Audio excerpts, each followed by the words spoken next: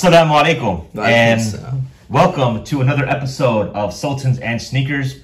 I'm your host, Mahin the Podcaster, and I'm joined today by Shaykh Mustafa Umar on site in his hotel room at the UMJA convention. What is UMJA? I was confused me what UMJA stands for. It's like American Muslim Jurists of America Assembly? So, actually, when I first saw it, I thought it was Arab Muslim Jurists of America. Oh, yeah? Assembly of Muslim Jurists of America. There is a lot of representation. There is. You know? In fact, I don't think there's a single Desi on the actual council. And the majority of people who come are Arab scholars. The language has been in Arabic, but this year has been an exception. There's been a lot more Desis, right. Darul Uloom students, right. Qalam students coming through. Oh, really cool. Yeah. Cool. It's good to hear. But how have you enjoyed the conference so far? It's good. I mean, there's a good aspect of a little bit of knowledge, right? And there's a lot of just really meeting people. And I think a lot of people come to UMJA for socializing with the shuyukh, the tulab al-ilm and all that stuff. So I enjoy it though every year, alhamdulillah. Okay. Yeah, maybe I've never actually attended. Oh, okay. At some point, maybe I'll, book. It's in my hometown, to be honest. It's like a 25-minute drive. You can grab like different shuyukh that you want to spend some time with. You can get like 30, 40 minutes at lunchtime or something like that. That's a great place to, right, maybe meet people. Get some recordings in and stuff. Too. Yeah. But to start, I wanted to let's rewind here. In your life, people who know your story, you've been on multiple podcasts that you had this whole issue where you had an atheist phase, right? Yeah. And then you also had a really nice car. A pretty good car. Pretty nice car, right? Nice car. And you ended up getting wrecked and all that. And then the accident, kind of, got you rethinking your life a little bit and all that and whatnot. Yeah. But you did an undergraduate in computer science, right? Correct. Where, Cal State? No, UC-Irvine. UC-Irvine, okay. And what year was this? I graduated 2003. 2003. Oh, yeah, class of 03. So are you high school 99? High school 99. That's right. Man. That's what's up, man. It, man. Yeah. Man, we were like the Y2K high school. That's right. And we were also a Columbine year. That's right. Remember Columbine happened? And then everything was on lockdown. That was like near the end of the year. Yeah. Dang, okay. 9/11 was like during college years, man. What year, do you remember, so when you started at UC Irvine, you were always a CS major? Yeah, I came in as a CS major, yeah. Were you already at the time thinking about studying Islam? No. Starting it, what phase, when I got into college, what phase was I at? I guess, what part of your college experience did you decide, I want to do this Islam thing? This was after I came back to Islam, so this was about middle of second year of college. Sophomore year, okay. Sophomore year, yeah. Gotcha. Now, I actually was a CS major for a little bit at University of Toronto. Okay. It was so hard, man. It's hard, man. I'm telling you, I accidentally somehow got into the honors program. Okay. Because they were asking me, do you know some programming and this and that? I'm like, yeah, I know something. I didn't really know much at all, man. Right. And they're like, we're gonna throw you into the honors program. It killed me, man. I'm sitting there with kids who've been programming throughout high school. Right. And I barely know anything. I just know the names of the languages, but I can't even code. And so I got stuck in the upper classes, the really honors classes. These people are really brilliant. Right. And I struggled even more, man. I almost gave up so many times, man. It was really tough. But the thing of it, of computer science, so a friend of mine recently, he's been trying to pitch me to get into programming again. He wants me to change careers. Oh, okay. He was go work at he works at Oracle. They pay their programmers a ton of money. Yeah. Right? Yeah. But I had PTSD from, you remember ever being in a lab all night and you're getting this syntax error? Yep. And at the end of the day, it's like a semicolon. It was a semicolon or a parentheses that wasn't closed. Yeah. And it takes 5 hours to find that stupid semicolon. So he's saying these days the programs are smarter. You won't get hung up on stuff like that. But I'm at my age in my career, I'm I like what I do. I don't want to switch. I could probably temporarily make more money in that kind of thing. But what I'm curious is that it's so draining. What do you recall? Because sometimes I would just give up, honestly, and that's why I would just be I'm not gonna get this. And you go into the exam, and I tell you, I had some horrendous exam scores. I think on a computer science, because we had to take linear algebra. Yeah. Tied with linear CS. Yeah. I had to do and I remember I ended up with a 2 out of 60. Oh man. Okay.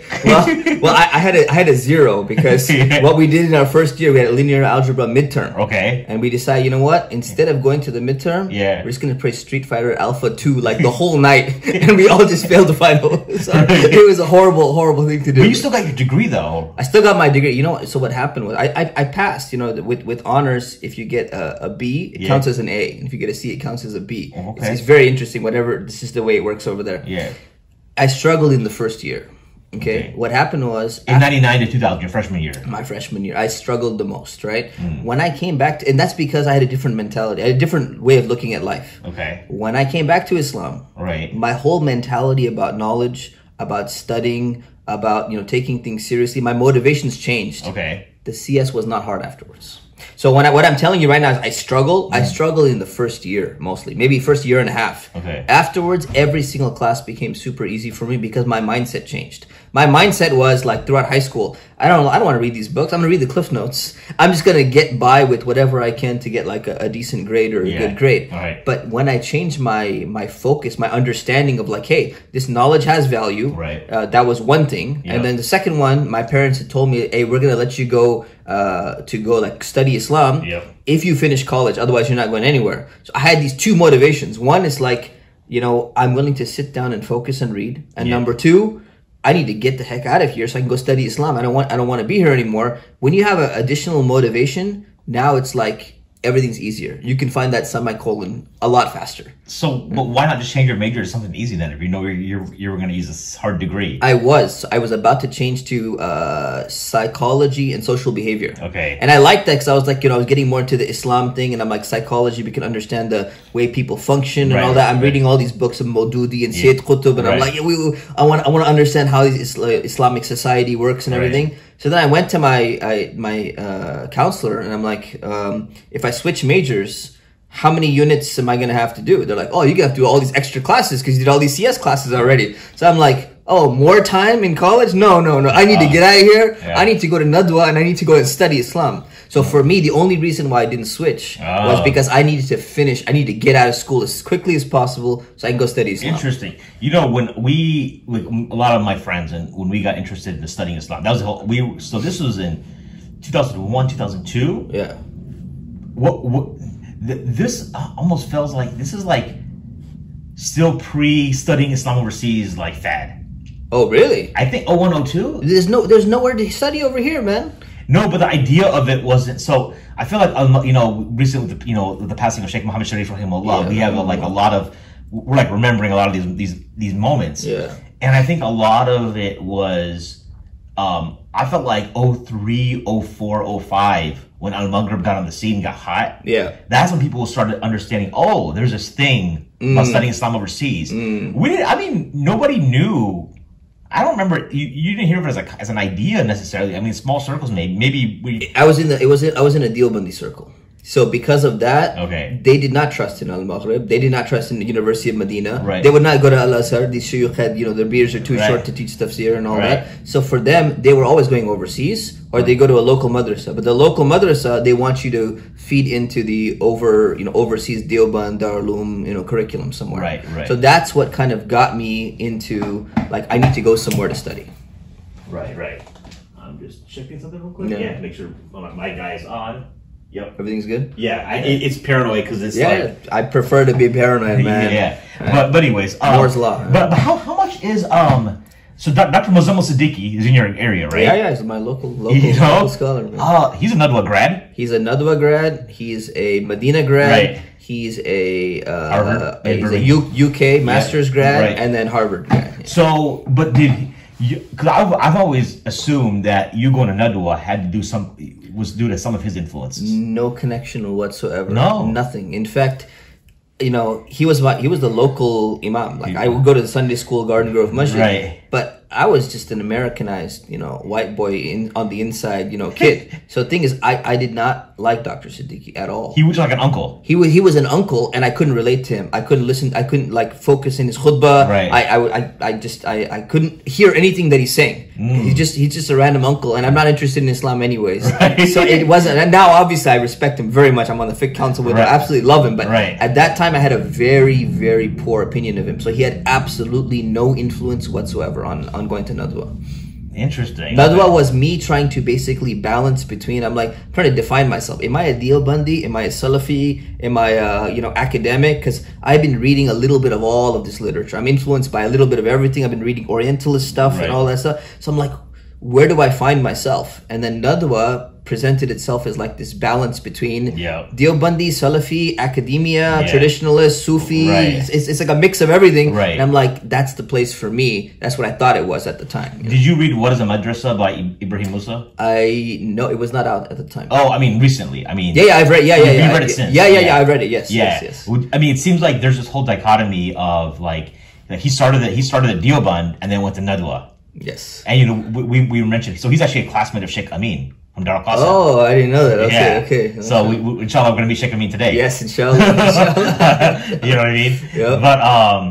But I think that's where, and that's how I actually at one point in time, much later, I think it's like 05, 06, I had this like, maybe I want to go do this whole study Islam overseas too. Yeah. But I was getting an engineering degree. But I think the mindset that's unique about you is that most of my friends that we were in engineering school and Al-Maghrib came, we were like, man, this is the freaking dunya. We became worse students. You know what I mean? Yeah. I don't think a single one of us like really leveled up and like took our studies seriously and appreciated knowledge. And I'm wondering, look, hearing your story, it seems like maybe the community itself that you were a part of maybe had something to do with that. It was not the community, it was the books that I was reading. So when I was reading Mawdudi's Islamic Way of Life, and I was reading Towards Understanding Islam, I was reading Sayyid Qutb. I remember one of the things I was reading in Mawdudi is like, once you arrive at the truth of Islam, and he kind of starts from proving the existence of God, why you believe in this, and then he goes, once someone has found the truth about the right way to live and about Allah and about all these things, how can they ever err on all the other aspects of truth? They're going to be the best in their engineering. They're going to be the best historian. They're going to always try to search for the truth and all that. So those books really shaped my mentality a lot and got me to this idea of like almost idealism, like try to be the absolute best you can possibly be, and that's what you're supposed to be doing as a Muslim. So I had a lot of kind of like without realizing, I had a lot of like Ikhwani, Jamaat Islami, kind of like this idea of Islam needs to be a complete way of life influence.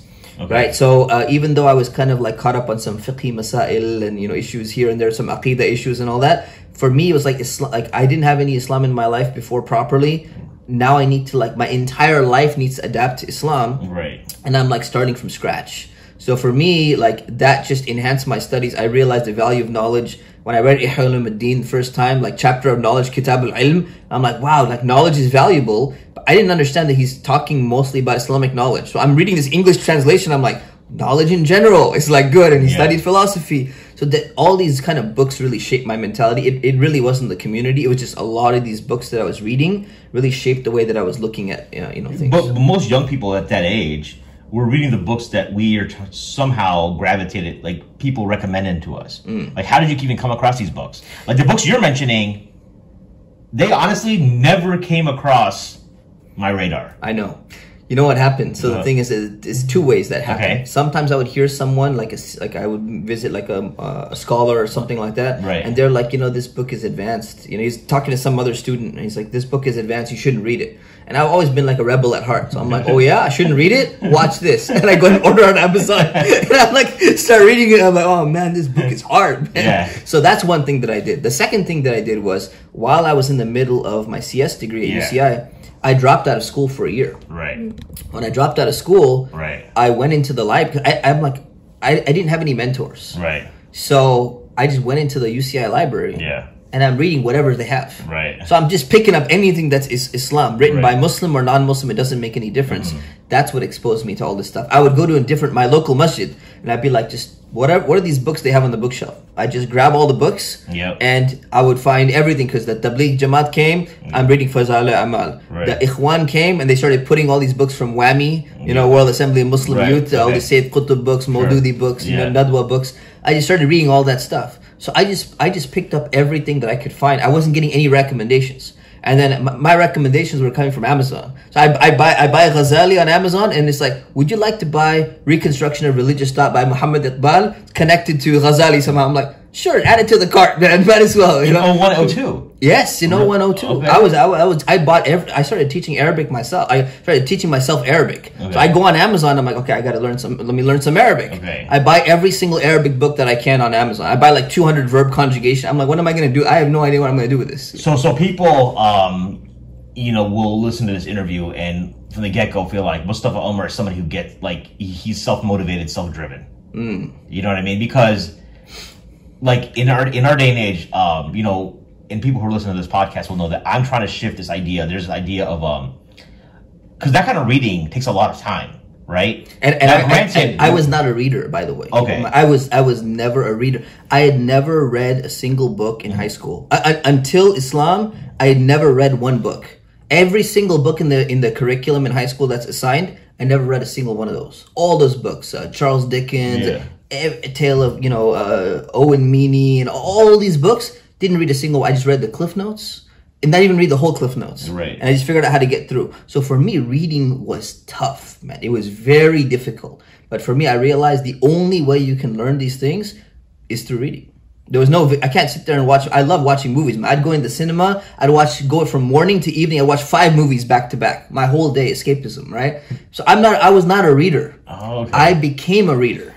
And that's what people really need to understand. It's like, you know, someone's like, yeah, I'm just not into the whole reading. I like watching YouTube videos and all that. But like, you know what? There's only so much you can get from that. But do you think it was your experience that brought you back to Islam that was like, it was so, like the severity of it? Yes. Do you think that's what it was? It was, yeah, that was the motivating factor. It's like, it was a paradigm shift. Like, we're not recommending people to try to kill themselves. No. Don't get a sports car. Don't start racing. Don't run away from home, and don't lose like $10,000 in the stock market on the same day, and then get mad at your parents, and then insult the Quran teacher at your house, and then leave. Don't do that. You don't need to do that. You could do something on a lower scale. Yeah, but you know, I think that especially when we're talking to like Muslim guys in America, that these days it's so hard for them to focus. Number one is social media. Number one, there's, if you're married, we were talking about this off the line that, you know, you said, was it John Gottman? I just forgot his first name, but yeah, the Gottman Institute. Yes, the Gottman dude. 3 out of 10 marriages are happy, which means happy and healthy. Happy and healthy. So 70% of them are trash. Yes. So the ones that are staying married. Yes. Right. So a lot of guys are just going through their emotions, their relationships. They, you know, and it's, some of that stuff is soul sucking, right? It is very much. So now they're not, it's hard to like want to, be motivated about studying Islam in some capacity. You know what I'm saying? Like, I would say for myself in Chicago, like, there's just, it's easier in a sense that like, listen, I just got to go to my car and just like, okay, just wake up and drive 40 minutes to Darul Qasim. You know what I'm saying? And at least I'll get something, right?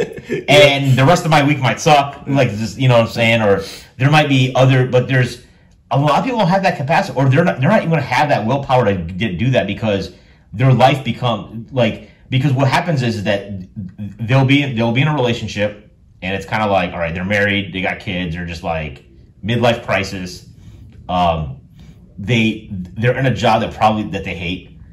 Yep. And now they're, you know, but what happens is they might have all this free time, but they need comfort.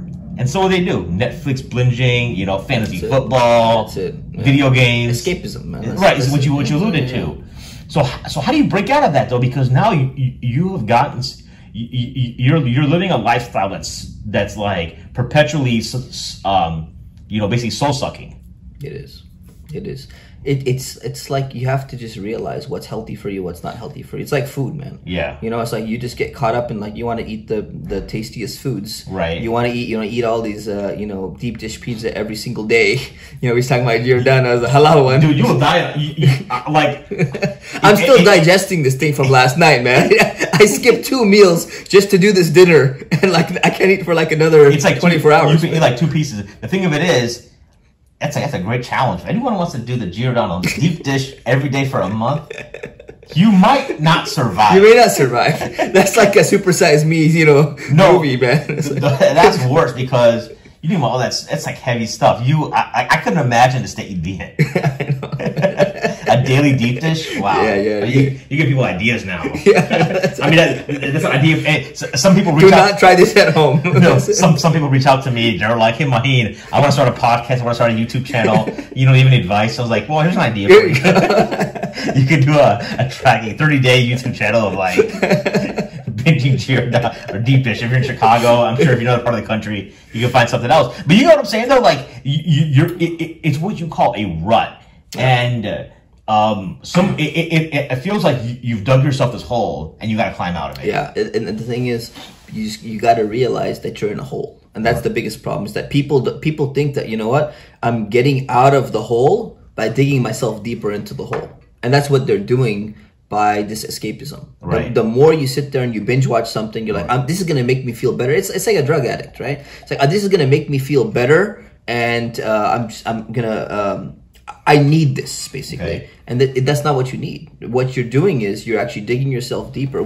First thing is realization. Yeah. Once you realize how harmful this stuff is for you, you realize the situation you're in. If you feel that your life sucks, you realize that part. Right. Okay. What you don't get is there's a solution to it that's going to be a long-term solution, and there's going to be a short-term satisfaction. Right. You do this binge watching, you do this, escapism, sitting on TV, doing whatever else you're doing at home. Right. It's not going to get you out of your situation. It's not even going to make you feel better. It's just going to simply disappear, and now you didn't even balance out, your life with anything else. So you need to realize that that's not the solution. The solution is to do something that actually brings some sense of meaning and purpose to your life. Okay. That's what needs to be done. So and watching movies and escaping, it doesn't. In the moment you feel good, you feel like, I can finally get my mind off of all these things. As soon as you turn it off, you're back into everything and you just lost 6 hours of your life. Well, yeah, you feel like you're behind. Yeah, you're more behind than you were before. And your anxiety because you're like, it's now Sunday night. Do you still watch movies today or no? Very, very seldom. If I watch something, I'll watch the Turkish shows because they're, cleaner and they got the family values and all that. Okay, Ertugrul type things. But when you were when you were younger, was there a certain, because as adults now, we're like 40. You're like 40. Yeah, 41. You're 41. So I'm 40. So it's just like, the thing of it is, we're like nostalgic for our childhood in a way, right? So there's certain things you'll watch because you could have like, remember when the Ninja Turtles movie came out? Oh yeah, of course, man. Right? The nunchucks and all that. Yeah, I mean, the Ninja Turtles was our jam back in the day. That's right. But there's still nostalgia. Like, if the Ninja Turtles movie comes on TV, like, I'll probably sit there and watch it.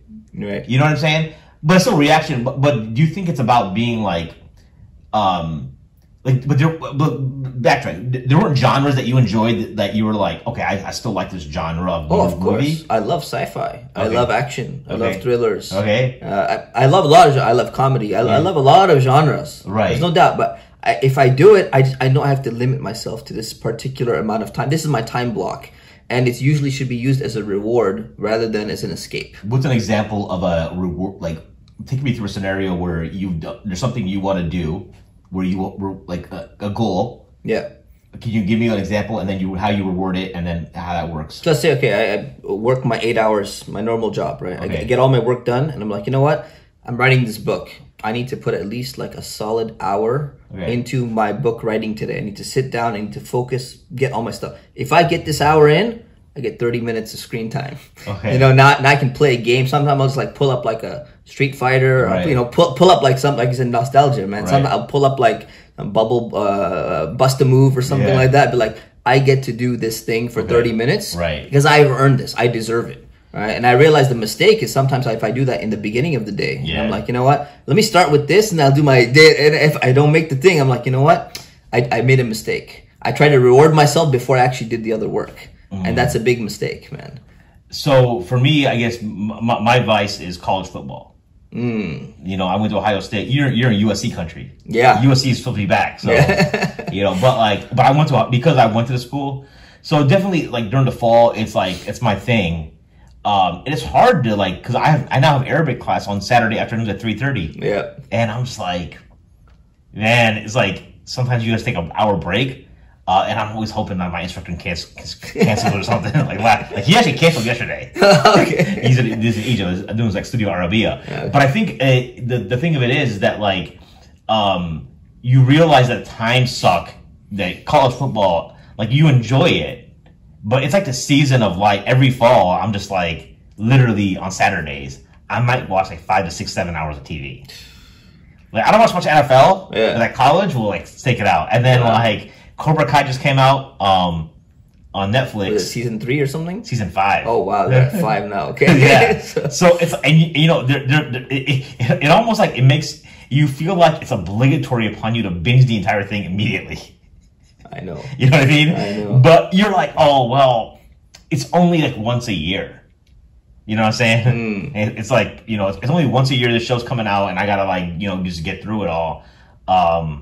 Because if it almost feels like when I look at my weekend, honestly, I know I was gonna finish up work Friday. I work from home. Went to jiu-jitsu class. My daughter went as well, and then I'm like, okay, Cobra Kai's coming out on Friday. Gotta start Friday night, And then but then what was messing it up is that my daughter has Quran school on Saturday morning. So I gotta wake up and take her to Quran school, right? Now that screwed it up. Now you have college football that interrupts it. So now and then last night, this podcast, if we didn't have this recording, I would have been up all night binging the last 5 episodes. I got you up, man, early in the morning. Yeah, because I was I had a dawah to go to last night that I only attended for a couple hours, and I left early to go to bed. And I was like, man, it would have been really nice to just start binge watching Cobra Kai right now. But I got a recording. I got to be in this hotel room at 7 in the morning. That's right. And yeah. So and then later today we're talking about the schedule. I'm like, man, when am I gonna? Tomorrow's back to work tomorrow, right? Yep. So I'm like, when am I gonna finish Cobra Kai? It's this entire idea, but I think, but I'm talking about it we're joking, but it's a real scenario that people are going through, right? Absolutely. If everyone else going through, if you're going through it, everyone else is going through it too, man. Yeah. The thing is, and that those are the temptations that we go through. Right. We all go through those temptations, right? And that's part of being human. And I think people need to understand that it's not oh yeah, you're a busy scholar, you're with the shuyukh and all that stuff. You don't have these kind of temptations. Of course, man. You don't have ups and downs sometimes. Yeah, I'll end up falling and I'll be I start binge watching some documentary or some show or something like that. It happens. But what you got to realize when you step back, you'd be is this healthy for me, right? Yeah. Did I deserve it? Did I earn this? And then when you look back, it's am I going to feel bad about doing this when I kind of look back a week from now, or a month from now, or a year from now, or even on Yawm al-Qiyamah, right? Am I going to go back and be you know what did I do? Was this worth the time, right? I mean, entertainment, halal entertainment to an extent is fine, right? It remotivates you to do something that's good in your life, right? So it'll help you to do your wajibat and things that you need to get done, right? Your obligations and everything. Sure. But when it gets to the point of being destructive, that's where you got to step back and be you know what? I'm addicted, or this is significantly hindering my life. So what one of the things you can do is you be okay, I got to discipline myself. I'm gonna break it out over time. Right. If you're okay, you know what? I've been really good the whole month. Yeah. I can binge watch one day because I've been skipping my 30-minute blocks every single day. Right. Then that works for you, right? So everyone has their own system. You don't have to follow one particular. All these once we get into Cal Newport, we start talking about that. Everyone has their own style. Some people are gonna batch their emails in the morning. This is what I answer all my emails in the morning, and I'm not gonna check email. I'm trying my best not to check my email throughout the rest of the day. Yeah. Some people, they're no, I do a few emails every hour, during my work hours or something like that. Everyone's going to have their own system. You follow your own system. As long as that system is healthy, as long as you're getting the overall outcomes that you need, right, it's fine, man. Alhamdulillah. I think since you brought up Cal Newport, and the deep work idea, we talk about the deep life on this channel, and I think you're familiar with the idea that, well, people, it's hard for them to do deep work, and he diagnosed it as like, well, a lot of it is due to them not understanding if you understand you want to have a deep life, then the deep work will come, or it kind of goes hand in hand. But where, how do you, for you, let's say you literally writing a book. So you talk about deep work. Are you able to get a 3 to 4 hour, because he talks about these marathon sessions, right, in deep work, right? Yeah. Where you're in some flow state for 3 to 4 hours. Yeah. But he differentiates between this idea of getting in the zone, where people just get in the zone automatically, versus intentionally putting yourself into a zone, right? And that's very important, because people are like, yeah, sometimes I'm feeling it, sometimes I'm not feeling it. He's like, the difference between getting into the zone, it just happens naturally. But we're not talking about that. We're talking about restructuring your lifestyle so that you put yourself into this deep work state, or into the zone where you can actually focus. So this 3 hour block or something, it's not making itself. It's not just all of a sudden you feel motivated. Right. You have set up your circumstances to have that in your life, whenever you decide that you want to have that. I think people also don't, the hardest part about the deep work block is that, in my experience, trying to implement it is, number one, I think trying to understand what it is you want to work on. That's part of it. Yes. And second, like some things are straightforward, like a CS, he's a CS professor. So when you're coding, that's a fairly makes a lot of sense. You'd want to kind of focus on this program you're coding for 3 to 4 hours. Yep. If you're writing a book, it's like that, right? Same thing, yeah. But when you're, I guess my struggle has been when you're trying to focus, you're at work, and people are always and he talks about ways to in his podcast about how you try to mitigate that. You try to find another space, but remove distractions. What was your biggest? Did you read the book when it first came out? Or was it more recent? I don't know. I don't know what year did it come out. I think it felt like 17-ish. I probably did then. Yeah. Probably when it came out. Yeah. Probably 2017. So I think it was. But what were your biggest is writing a book or writing a research article kind of what you would call example of what you doing deep work for yourself in your line of work? No. Okay. In fact, I try to do everything that I do in the deep work. So when do I actually need deep work? Yeah, if I'm writing an article or I'm writing a book or something, you need to be more in that zone. But there's 2 books of his. One is Digital Minimalism, right? And I just finished that 2 weeks ago. Okay, that's the one that really got me. When I realized it's digital minimalism, I'm like, the amount of distractions that are out there. It's like I knew something's wrong. I've always been into minimalism, but I never realized how the digital interruptions are messing up my mind. He talks about even in deep work, he talks about multitasking. Multitasking is going to be a killer for productivity. And it's an illusion that you think you're getting productivity, but you're not. Right. And for me, that was to have somebody who's reputable, someone who's telling me research based that this is a mistake that people have. I realized that was my biggest problem, because I'm good at multitasking. I can literally I can have 3 people talking and I can listen to all 3 of their conversations at the same time. What I didn't realize, a lot of people can't do that. I talk to people, they're like, yeah, I couldn't hear what the other person was saying. I'm like, for some reason I'm able to do that. I'm like, that's pretty cool. My mind can work that way, but it's actually not good. Right. The reason why it's not good is because you shifting focus between all of these things is actually, it's number one, overtaxing your mind. And number 2, you having to refocus from one thing to another thing, and the amount of the amount of concentration that's lost, and the amount of effort it takes to reconcentrate on the other thing actually reduces your ability to understand that. So that just snapped. I'm just like, wait a minute, I've been doing this whole thing wrong. I thought I'm doing something that's more productive and good for me, and I'm not. Right. So like I can get this text message real quick, and then I can get right back to work, and I do another message, and then I'll answer my mom or something like that. Yeah. I can do all these things at the same time. I'm like, yeah, I'm pretty cool, man. I can do everything. Yeah. But it's horrible. So when I realized that, I'm like, you know what?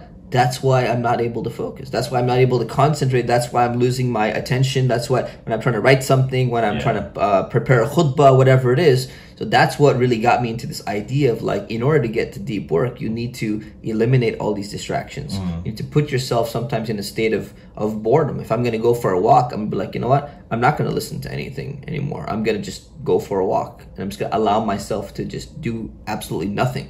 That for me, like this idea, even for my kids, like sometimes I'm like, you know, I want to be a good father. I want to make sure my kids are like entertained, but not with the screen.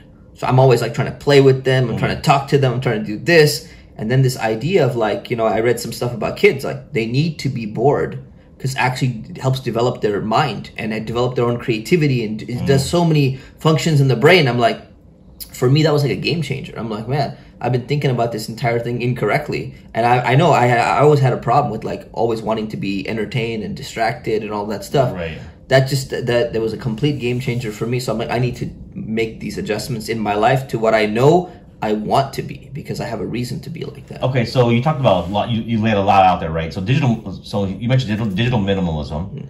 Yeah, because he wrote that book as well as a sequel to Deep Work, in the sense that like people can't do deep work because their lives are not digitally minimal. Yes, exactly. They're not practicing minimal. Yeah. And you know, it's funny because when I listened to that book, maybe it's because I had bought into him as an author already. Because I watched the whole documentary on Netflix about Facebook and how social. Did you watch that? There's a documentary about how like the social media companies manipulate you and all this stuff. I've read a lot about it, but you know, I there's a documentary about it that I watched, and I was like, yeah, whatever, it's all good. I mean, yeah, sure, but I still like it. I didn't care. Yeah. Like, it elicited zero behavior change. I think when I started hearing Cal talking about like digital minimalism, I think one day I woke up and realized like this dude is younger than both of us, right? Exactly. Yeah, exactly. And he talks about like when he was at Dartmouth, how he like never had to do homework on the weekends, and he was able to maintain his like 4.0 GPA, and then going to MIT. You know, I was like, and he talks about these habits that are like, man, this makes a lot of sense. So when digital minimalism, I'll tell you how I've done it.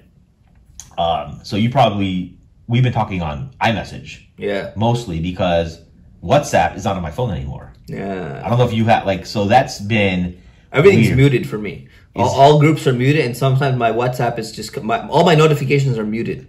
So I only check them once a day. So mine are, but I think this goes back to what you were saying, is that you need to understand yourself. Yes. And your custom tailor it to your. You need to know what some people need some people need certain barriers. A barrier that will work for you necessarily won't work for me, right? So, you know, digital minimalism, he talks about the whole 30-day plan, the detox. Yeah. So I'm in the middle of that right now.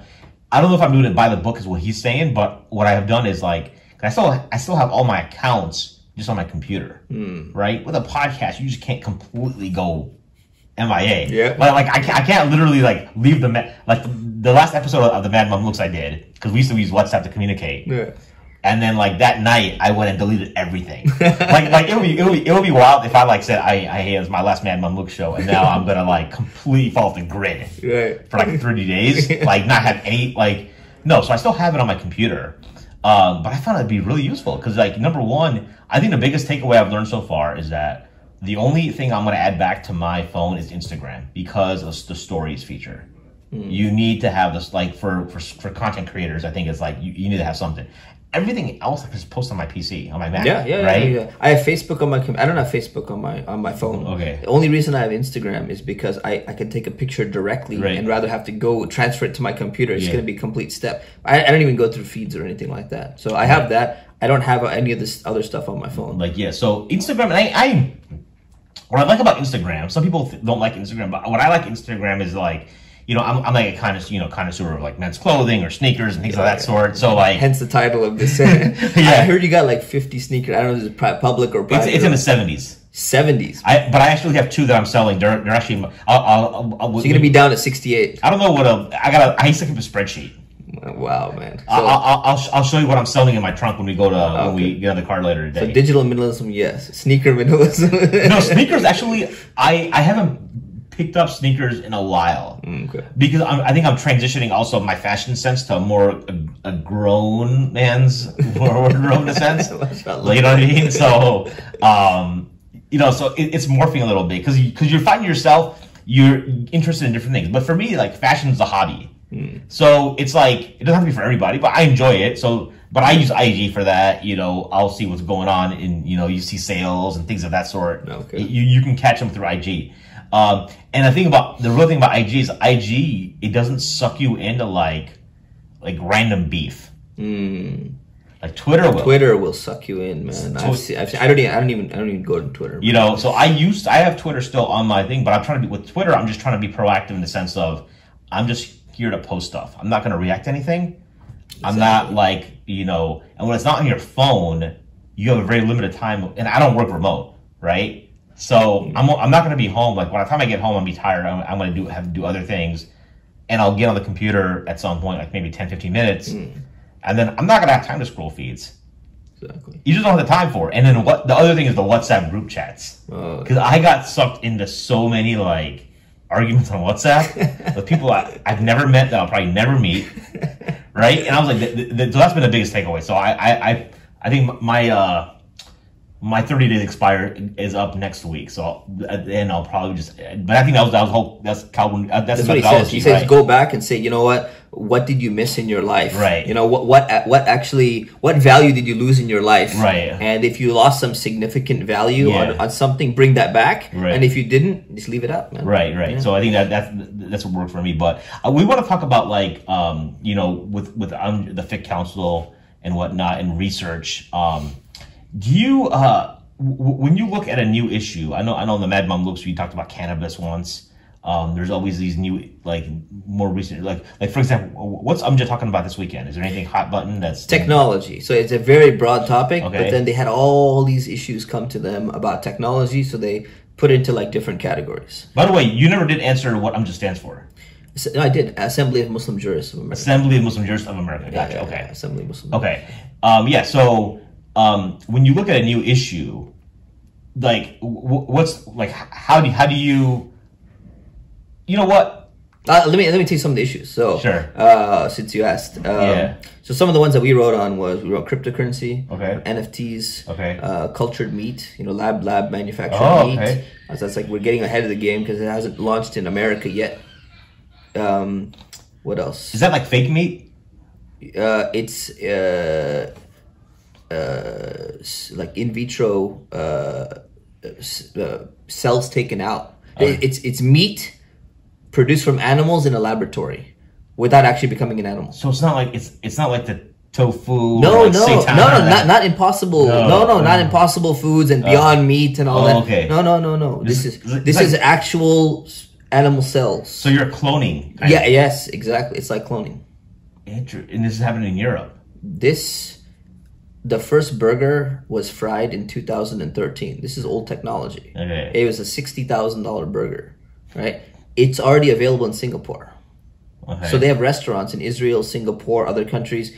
As soon as FDA approves, and it's going to be approved, right? It's going to hit the markets in America. It's going to become across the board because there's a ton of money in it, right. And the corporations are going to make a ton of money. You don't have to raise these animals or anything. It's all in the laboratory, number one. And all the animal rights activists are going to jump on board too, and they'll be like, this is great. We're saving the animals, and we're preserving resources, and we're doing this, and we're doing that. So, I mean, I know this is going to be big. And I'm like, listen, guys, we need to discuss this now. Okay. And we need to not table this topic because we're always late to topics. Muslim scholars are known for being like, or at least they're stigmatized for being late to topics. 10 years late on LGBT or 10 years late on this other topic, whatever it is, Bitcoin, you know. Right. So I'm like, we need to do this now. Yeah. So even though it hasn't hit the market yet, technology has been there. Yep. It's going to hit the market anytime once FDA and everyone else approves it. Yep. It's just going to take off like wildfire. So yeah, that's one of the other topics. Everything from like touching a digital mushaf and all that's old topic. Well, that topic, that's really interesting. So when you're having a discuss, is it like who?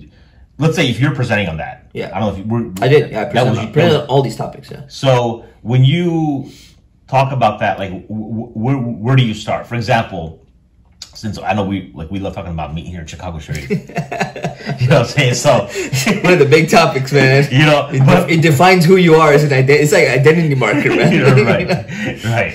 But I mean, because I've always understood, and this is one of the biggest reasons I switched from being non-Zabiha to Zabiha a few years back, is that when it was told to me that that meat by default is haram until proven halal. Right, and the slaughter is the mechanism that makes it halal. Right. Yeah. Right? So some of the principles, some of the scholars define the usul al-fiqh that way. Yeah.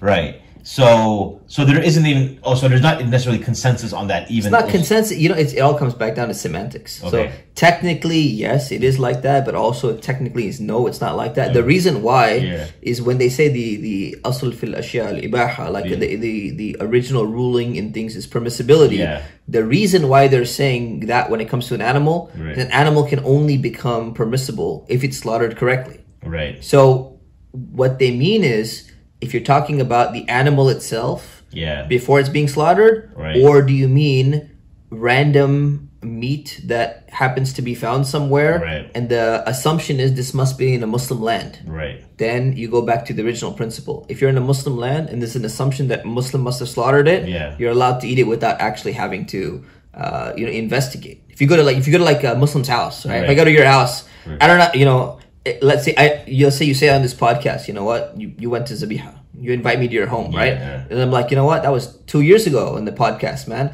I gotta verify that. Do I have to ask you and be like, hey, did you go buy Zabiha meat or not? I don't need to do that, because based upon what I know previously, I can simply assume that, you know what, it's okay for me to eat this meat anyways. You're still in the same position. So it comes back down to a semantic difference. But you're right. Like, meat does need to be slaughtered in a particular way. A lot of people who are non-Zabiha, they're just like, you could just eat any meat.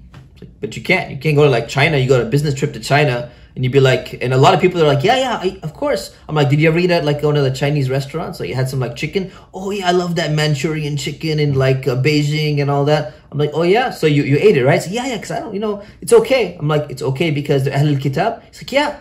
I'm like, but Chinese people are not Ahlul Kitab. Stop, like, oh my God, I didn't realize. Because people who are on the whole Ahlul Kitab thing, they don't realize that like the whole world's not Ahlul Kitab, man. They get into this idea of like not caring about meat at all, because like Zabiha has no standard. Even if you define Zabiha as being Muslim, Jew, Christian, what about the people who are not Muslim, Jew, Christian? Right? So what about when you go to Scandinavia? The majority of the country doesn't identify that way. So I get what you're saying. It's like a lot of people, when they're non-Zabiha, they simply don't care about the process. Any meat you find is just like, it's okay, everything's okay. And you adopt that mentality. And then you study usul al-fiqh and you're like, oh man, wait, I just learned this principle, man. This principle, everything's halal unless, except for the meat one, it's an exception to the category. Yeah, so with that being said, it's just like, because this whole idea of like America is a Christian country, right? So but it seems like there's a lot of assumptions made there. Okay, so it was because one of the WhatsApp groups, I was checking the other night, it came up, I think, and so somebody posted that there was a YouTube, because you know how in Chicago Sharif, you know who gets flack for like not caring about Zabiha? The Arab folks, they get hit. I don't know if maybe it's a national thing. It's a national thing, right? It's funny enough. So somebody posts a video of Sheikh Saleh Fawzan Hafidahullah, and he's talking about like basically saying you can't eat the meat here, bro. Really? Yeah. Oh wow. Yeah. Sheikh Saleh Fawzan. And he said talking about America. No, he's talking about Ahlul Kitab. He's like, generally it's permissible, but under what we know today of how they're slaughtering things, he's like, the way the slaughterhouses operate, even if it's run by a Muslim, this is haram. Wow. Wow. This is not, you can't eat this. Wow. Because he's like, well, what's come to us as far as like modern times and technology and what we know of these slaughterhouses. Wow. He's just like, wow. He's like, nah, man, you can't eat that. Yeah. So, but I just don't know where these fatwa are coming with. Even, I heard Sheikh Mustafa Umar said that like, he said it was okay, but then somebody asked him, but Sheikh, this is how it is. You know who that was? Who? That was Yasser Qadi. That was Yasser Qadi. Yeah, he said it. He said it in one of the sessions very clearly. He's like, I was the one who personally asked, and I'm telling you, as a direct witness, this is exactly what he responded to me when I told him what's really going on. You know, and that was a pretty strong dalil. Right. So I think that's where, and then but then some people were like, you know, I don't see how you can say America's a Christian country anymore, right? Atheism, and one of the brothers was like, well, America still identifies as 63% Christian. I'm like, that's a pretty low threshold, bro. Like, yo, like... that's Amjad's position. Is what? Is that, you know what, still Christian country. It is. It's perfectly fine. Amjad's position is that the chicken is fine, but the cattle is not. I read that somewhere. Possibly. It's a really old conference. It was in California. Okay. This was like about more than 10 years ago. This was about 15 years ago. Yeah. So I wasn't there for the conference. I haven't read all the papers, but this was what I heard. But I know some of them say both are okay. Right. So that's where it's coming from. But you're right. Like when it comes to these other scholars, these Saudi scholars, the assumption is, they're like, you know, everything's okay, but that's really not necessarily their position, man. Right, and I think that's what's so I think you have to revisit. You can't, you know, in our community, like Bridgeview. When I ask the people in Bridgeview, like who eat whatever, I mean, they'll have like Subway, like turkey sandwiches at Suhoor. Yeah, I'm like, bro, you have like shawarma sandwich shops all down like the street, right? The alternatives in Chicago, man. Like, I don't. So many. That's the other issue. I'm like, you're in Chicago, like there really isn't a reason, like, you know what I'm saying? Yeah. I mean, it's hard to find a good Italian beef sandwich. Yeah. But if you go visit Eddie, you got to ask him to take you to Tim Tim's. I'm going at 1 o'clock, man. All right. You know, Tim Tim's is like it's pretty close to where he's at. So okay. But I think what it is that like for some you know, I don't know how much of it is nafsi, the desire to like just want to eat. You know, it's a hard thing because we love our food, right? Yeah. And I don't know what it was. Like there was a certain, you know, and you left Islam, so you were eating everything, right? You know what I'm saying? But food is a really it's so sensitive that people hold on to it. They're not going to give that up. So I think to me that's more the root of the issue. It's not like, oh, there's an opinion, because if you actually think, I just don't understand how you can break it down the opinion and be like, all right, it's okay to like eat whatever.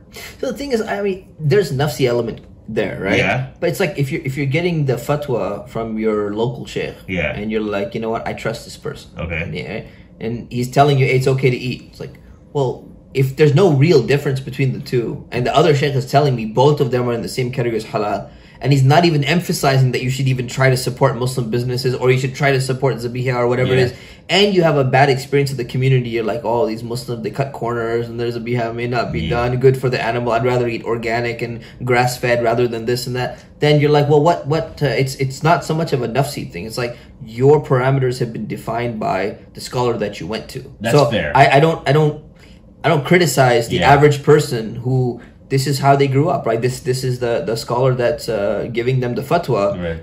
You know, this for us, like in our generation, this was like, you know, you were like, you know, madkhali, you know, at one time, man. You were like, you know, Salafi movement. I'm like the Deobandi Salafi movement. Right. We're all trying to find ourselves. We struggled with that in like the 90s and like the early 2000s, right?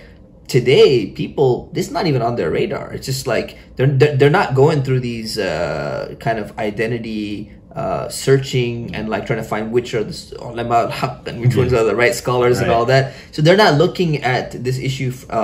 It's not a defining issue for them. It's just like it's. I would say it's an issue which is more nafsi would be like mortgages. You know, or it would be like, you know, shorting stocks or be trading options, you know, so something along those lines where it's like a lot of scholars have said, you know, like this is clearly not allowed, right? And then you're like, but I'm trying to search for like some way out of it or something like that, because it's not been established as being something that scholars have been saying that. I think that would be more of a nafsi issue. The meat has an aspect of it, but I don't want to say it's all that. Right. You know? I resonate with your idea that like the local sheikh, what he says, because I got to respect the person who's got a like relationship with the local sheikh. Exactly. You know what I'm saying? Yeah. But I want to pin that, what you just said there, because that's important.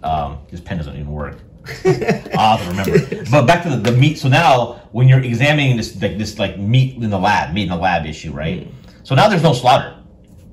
Yep. So do you simply just say it's haram because it never is proven halal? So that's what a lot of scholars are gonna say. Okay. And that's why when we presented, a lot of them were like, you know what? How can you say this? How can you be saying this? So basically, I was one of the authors. There was two other authors. Yeah. So Sheikh Salah wrote a paper on it. Okay. And his conclusion was, too early to tell right now, we're not going to give fatwa. So I'm like, okay, I can't follow that response because we're always late to the game on everything. This is about to break, right? Yeah. So he basically says, no answer. I was part of the Fiqh Council. We met 2 years ago. We talked about this issue as well. Yep. They're like, we can't decide right now. Too early. We don't need to worry about it. Just table it. Leave it out for now. There was another sheikh that presented as well, Sheikh Walid Al-Manisi. He just gave these broad principles and then didn't give an answer, right?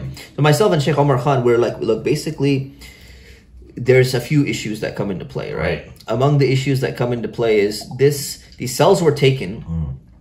Are the cells considered meat themselves? Because if you cut off part of an animal, it's considered meita, it's considered dead meat. Yeah. So najis, does it turn into, you can't eat that, right? You can't eat a thing where you cut off a living part of an animal that has not been slaughtered. You just can't eat that independently. So are the cells that are going to grow into a burger patty eventually, right, in a laboratory, are they meat or are they not meat? We're arguing that they're not meat. Let's just say you made the argument that they are meat. Does istihala take place, where there's a transformation that's taking place, where it goes from something to another substance? So now even something that was impermissible is transformed, therefore it's going to be permissible to consume. We say either istihala is taking place or it wasn't meat in the first place, right? So we're basically saying that's not a fiqhi issue. The issue is how harmful is this going to be? It all comes back down to, is this going to be harmful for people's bodies? The research is going to take like 10 years to come out on that, right? When it came to GMOs and all that stuff, it's not going to come out for a while. So the reality is a fatwa should be given, but that fatwa can change based upon what we learn, what happens over time. And that's okay. That's what a lot of people, they're like, but these scholars, they're changing their minds and they're changing their opinions. Man, the greatest scholars change their opinions on things because of what was presented to them. That doesn't mean that we should sit there and be like, yeah, people are going to say we're changing our minds, so we're just going to simply say nothing. We need to give some guidance to people. So we just basically said cultured meat's going to fall. It's not haram originally. It's going to fall into the same category as GMOs. The amount of harm that's going to cause to your body based upon research. Yes, there's some artificial, unnatural, going out of the fitra aspect of it, right? So it's probably better to eat normal, meat that's like the natural creation of Allah. But at the same time, to say that something's haram is a very severe thing, right? If you're saying something's haram and it's not haram, you're lying on behalf of Allah. Like you're lying about Allah. That's a very serious thing. You got to be very cautious about that. But isn't it the same thing on the flip side? If you're saying something is halal when it's haram? That's true. But the default is that everything's halal unless proven haram. Sure. That's why it's actually better to err on issues that are not clear cut. It's better to err on this. And this is counterintuitive to a lot of people. They're like, wait a minute. I thought it's better to just avoid it. More scrupulous. Yeah. When it comes to your individual taqwa, it's better to avoid things. When it comes to a fatwa, because you're saying this is what we think Allah intended, it's better to err on the side of not issuing something to be haram because the default is permissibility. I got you. So could you make the argument that it's really not even meat? Is that what you're saying? No. I'm saying it is meat, but it's permissible to eat because it never turned into an animal, and it never turned into an animal. It never had the ability to even be slaughtered in the first place. Interesting. Okay. Right. So this is a category that no scholar has ever come across. So it would be beyond the scope of the usul. On meat. Yes. Okay. Exactly. Because there was no chance to slaughter it. You took cells out of a living animal, and you actually produced another substance from those cells. Oh, so you're not. Okay. So for a second, I thought you were like grazing.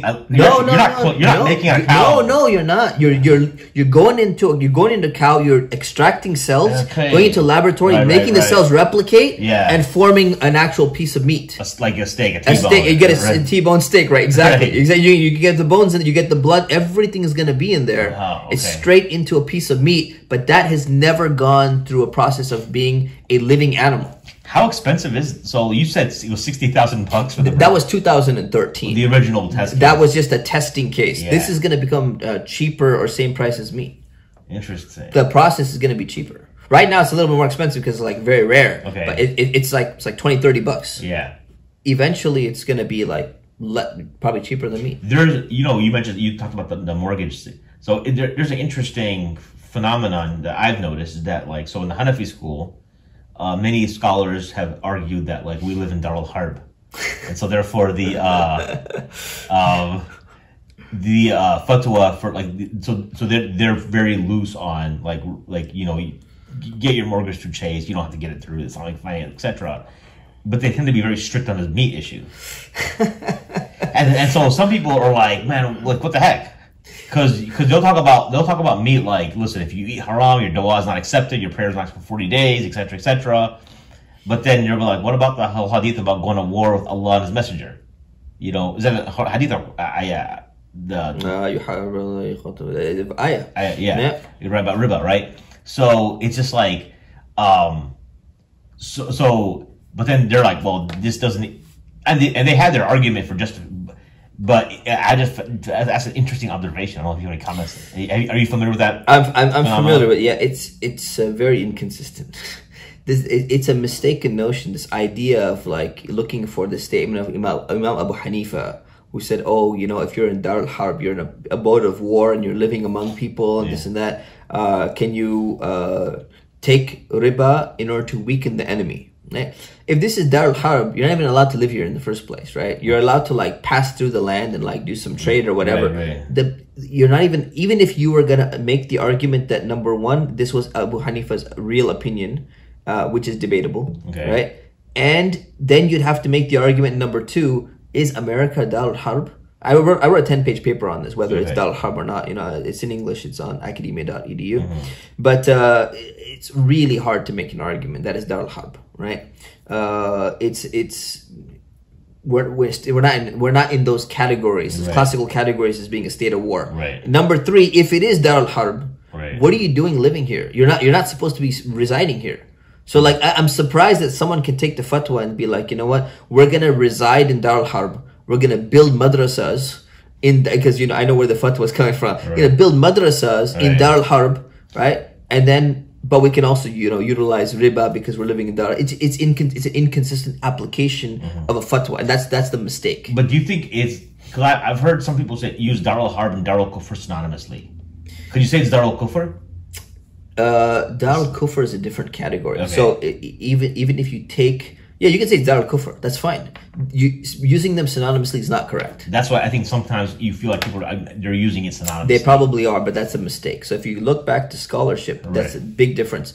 Darul Harb, an abode of war, right? That means that there's actually an Islamic state that's representative of this is Islamic state from a political lens. Yeah. This is someone at war with Muslims, and then there's Darul Silm and there's Darul Ahd, who has some kind of contract or agreement with the Islamic State to provide safety and security to Muslims, so we're not going to be in perpetual war with you or something like that. So it just depends on, who's the Islamic State here. If it's Saudi Arabia, America's in alliance with Saudi Arabia. If it's Turkey, and you could argue that Turkey's like a Khalifa light coming up with Erdogan and all that stuff, they're in alliance with Turkey, right? So like on what basis is there Darul Harb, right? So it's very hard to make an argument, number one. Number two, these are classical categories.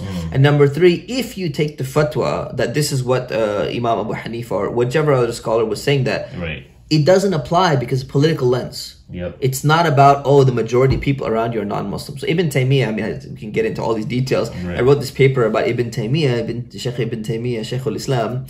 He talks about, Mardin, he talks about the city, which was, he said, like, this is Dar Murakkab. This is like a hybrid place we're living in. We got people who are ruling the land, allowing Muslims to do their thing, it's neither Darul Harb nor is it Darul Silm, so he comes up with this new category, right? So like we're probably closer to that new category than anything else. And we need to stop taking some traditional concept and taking it out of its context and applying it into the wrong context. We're not in that context. Yeah. Right? And that's what people need to do. The other argument I've heard is that because you're trying to fit in the Islamic financial system in trying to like mix it with the modern system is like trying to stick like a square into a circle or something, right?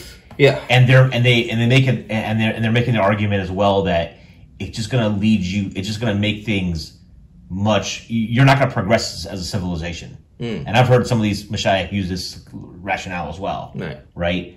And then they infuse a little bit with the Darul Harb argument, but there seems to be this maslaha component to it. That's the problem. Is a lot of this rhetoric it's very vague and very theoretical. Right. The moment I hear like maslaha and mafsada and maqasid, right, I start cringing because if it's true, this is maslaha and mafsada is very important component of Sharia, right? And all of Islamic law depends on weighing the harms and the benefits of things.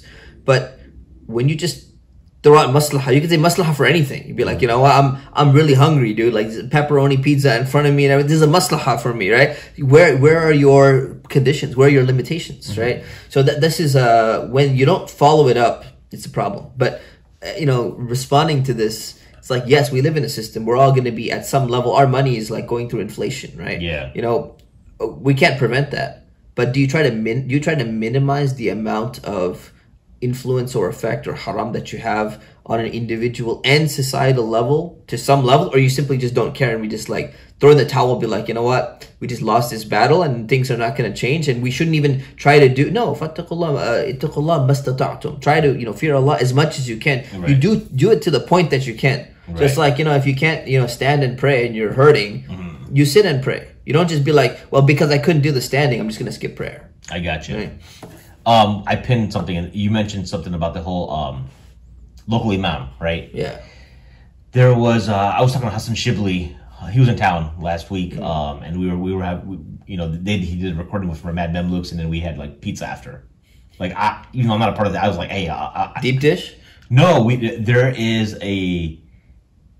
So where I live, there's two like halal pizza spots, but they're like not deep dish, like more like square. It's good, right? Is that New York style or what is the square thing? One's New York style. I think the square is like. I'm not a foodie, man. Like, so I don't even know the difference. It's like your standard like thin crust square. Oh, okay. Yeah, it's good. Okay. You know what I mean? So I picked some pizza up, and he was talking about like growing up in Buffalo. And just having a really nice relationship with their imam there, like because you have in these mid-sized communities. With in small communities too, like you hear, you're familiar with the auntie that passed in Memphis. Which one? The Shaykh. There's her name is I'm forgetting her name right now. Nasim auntie. No, I don't. Yeah, she was like an old matriarch of the Memphis community. She passed in a car accident, but she moved there in '76. So they were saying that she had the biggest janazah in Memphis. Wow. And so, but when I went to Memphis, like maybe like a decade ago, I remember it felt like the community is very like tight knit, and they rely on their sheikh for like everything, and that's they don't need to go online necessarily, that kind of thing, right? So I do appreciate this idea that you connect with the people who are local to you. Yes. Right. And if that person is giving you a ruling, I mean, what are you going to do at that point? Because what happened, but the problem, and this is not what happens when you mix that with online Islam and online learning, and this happened with Al-Maghrib too. What happened with Al-Maghrib that caused a lot of distaste for people in local communities was that when Al-Maghrib came in, they were like kids now were learning things for the first time. I don't like that's not what the local sheikh says. That's right. He's wrong. It's right. You know what I mean? Yeah. So now when you're, when you go to a community, you travel around, you'll say something. What advice do you have to people who are like on the ground in the community who are trying to learn, but now they're just getting confused because you can't just tell them like, oh, just stick to your local sheikh and like turn the internet off. That's not gonna be realistic, because even if they do, they'll hear from their friend something. You know, it's impossible. Yeah, you're gonna interact. You're gonna hear other stuff. Like, how are you gonna? So how can people process? How does a layman approach the like? What's their methodology for the layman? Well, I'll tell you, the first thing that I do is if I go into another community, right, and it's a Q&A session. Yep. And they're going to ask me one of the most common questions that I get asked in every single question. They're going to ask me about meat. They're going to ask me about music. They're going to ask me about mortgages. These are like the standard questions that every single person is going to be asking. Okay. And I know that there's like a local sheikh there. I'm speaking in a masjid or something like that. Yeah. I'll just be like, look, I do have my opinions on this, but you should ask your local sheikh. I didn't come here to tell you my opinion. I came here to give you just a general talk on my subject, right? I'm not here to challenge the sheikh. If he has a different opinion, go to him, let him have, or I give him the mic and I'd be like, you answer this question. Maybe this person didn't have access to you. So I think that's the right etiquette and respect that people should have. So that's one thing. The second thing is, how does the average layperson, when they do encounter it, for whatever reason, like how do they deal with that? I wrote like quite a few pages about this in my book, Guide of the Believers, like over 10 years ago. Very simple, process for the average person. Right. If you learn something, when you learn something, you check the source where you got it from. Yeah. Right? If the source where you got it from is a reliable source, that should be your default position that you apply in your life. What is a reliable source, right? So like, if your parents are just kind of like, well, we taught you how to pray, we told you to do rafa yadain, we told you not to do rafa yadain, we told you how to make wudu, these are the shurut of wudu or whatever it is. Right. Like, okay, my parents, they were like kind of semi-practicing, they kind of followed whatever, they didn't really take any classes or something. It's good, they taught me like the foundation of everything, but that's not like a reliable source. So now, if I come across like in a class and they're teaching like fiqh, and there's like a sheikh teaching me this now, and I'll be like, oh, this is different from like what my uncle taught me or what my grandparents taught me or whatever, you're gonna leave that because that's not considered to be an ilmi, knowledge-based source, and you're gonna follow the first knowledge-based source that you've come across. It's a reputable scholar, graduated from a good Islamic university. That's what you should be following. Now what happens is when you encounter a second opinion, you go, oh, Sheikh so-and-so, on YouTube video, or there was another seminar and I went there and he mentioned something differently. He says, no, when you're late for Maghrib, when you stand up for, your extra rak'ah, do you recite Fatiha and a surah, or do you do, how many sittings do you do? I learned it was this way and I learned it was the other way, so what do I do now, right? So now you've already learned one opinion from a reliable knowledge-based source. You went to a sheikh, you asked him, or you took a class. That's your default. You're supposed to be following that. Now you come across a second one. You're not supposed to abandon what you've already been following if it's come from a reliable source, with the exception of two things. Number one, when you come across this new ruling or this other opinion, you say, okay, does me knowing this other opinion somehow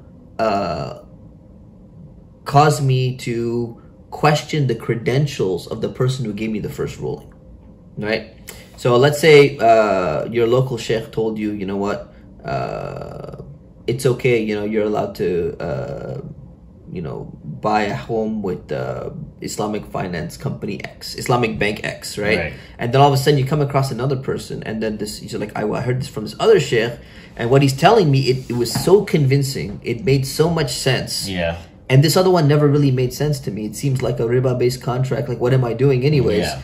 Now you have a reason why you're preferring this opinion. It's not based on your nafs. It's not based on what feels good to you, but it's because now the new thing that you've learned is and the other one didn't really resonate with you because you didn't think that it was, you thought somebody may not have been right with it, and someone else is more specialized in the topic. That's when you say, oh, now I'm in a position to leave the one not scholarly opinion for another scholarly opinion. What you shouldn't be doing is, you learn something from your first sheikh, first class that you attend, and you're like, you know what? Oh, I heard there's some other opinion out there. That'd be much more comfortable. It'd be much more easier. I can make, I can combine salah when I'm traveling. I studied with the Hanafi or Maliki sheikh, and they're like, no, you can't combine. And like, it's so much easier to combine. I might as well just combine. Let me go and find something. That's not the way the average person should approach it. Right? The way they should approach it is, you got to have a foundation of things that you're gonna apply in your own life. Your foundation, if you make it pick and choose, you have to decide when you're picking and choosing, what's your niyyah? Are you picking and choosing because you are questioning the first foundational thing that you learned from a scholar, or because you are inclined to follow that opinion because it's more comfortable, opens your life, makes everything easier? Right. So I would say, and it's not always wrong to follow something that's more comfortable, right? But that's where you got to do a lot of research, because you got to make sure you're not just picking it. When a scholar looks at all the texts, right? When a scholar looks at Quran and Sunnah, and they're trying to figure out, well, what did Allah and His Messenger ﷺ really say, really intend? Right. The layman has to do the exact same thing, but their processing is going to be different. Their processing is going to be, which one of these scholars do I think accurately represents what Allah and His Messenger wanted me to do? With my very limited knowledge, I have to still figure out, is this a scholar? Is this a quack? Is this a scholar versus a more specialized scholar who knows exactly what they're talking about in that field, and what they're saying kind of makes more sense to me. They seem like they know this topic really well. That's what a layman has to process. We do it with doctors all the time. One time I needed a surgery. Yeah. I went to a surgeon and I'm like, oh, I'm not in the medical field. Right. I went to one surgeon. I'm like, so how are you going to perform this surgery? And he's like, well, this is how I do it. I'm going to cut like this, and I had like a lower back thing had to get done from martial arts Muay Thai injury. So I had to get this done, and then he's like, I'm going to do it like this. I'm like, now I went online, I did a little research. I'm like, this is pretty. I'm taking this seriously because they're going to cut me, man. Like, I want to make sure whoever's doing the surgery is going to do it right. So I said, in this case, it's a very serious thing. I want to get a second opinion. When I got a second opinion, another surgeon, they say, oh, well, I do it a different way, different madhab. So I'm going to cut like this, and I'm going to stitch like this. I'm going to say, why do you do this instead of the other one, right? And I got a third opinion, right? And the other guy goes, no, I do another one. So 3 different madhabs, man. So I got to pick which one, which surgery do I want to get? And I had to get surgery twice because the first one that I picked, it didn't work. The issue came back. So what am I trying to do? I'm trying to decide for myself. I'm not an expert. I'm trying to decide which one of these surgeons is going to do a surgery that's going to help me in the best way, right? Better healing, better this, less intrusive, whatever it is, right? The layman, when it comes to picking shuyukh on what to follow and when to follow, they need to pick what they believe truly represents what Allah and His Messenger really intended, based upon whatever limited knowledge they have and whatever limited knowledge they can gain with their small amount of questions, small amount of research that they ask. And if they're doing that, inshallah, they're going to not be liable in front of Allah subhanahu wa ta'ala.